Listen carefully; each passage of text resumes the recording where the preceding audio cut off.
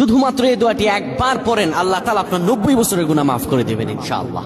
আপনার 90 বছরের গুনাহ মাফ হয়ে যাবে যদি মাত্র এই দোয়াটি যদি একবার পড়তে পারেন। আপনার ভাগ্য খুলে যাবে, রিজিকে বরকত আসবে, মনের ন্যাক আশা পূরণ হবে, আল্লাহ আপনার সব দোয়া কবুল করে দিবেন। সুবহানাল্লাহি ওয়া বিহামদি।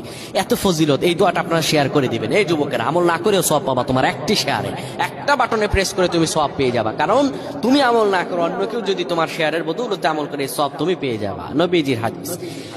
আমার ভাইয়েরা, আল্লাহর কাছে দোয়া করা, আল্লাহর কাছে দোয়া চাওয়া, এটি হলো মুমিনদের কাজ। আমার আল্লাহ বান্দাকে বলেন, বান্দারে উদউনি আস্তাজিব লাকুম, আমার কাছে চাও, আমার কাছে চাইলে আমি আল্লাহ তোমাকে দিয়ে দিব।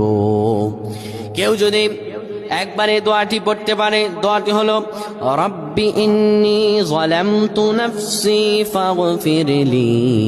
কেউ যদি এই দোয়াটা একবার পড়তে পারে, আমার আল্লাহ তাআলা তার 90 বছর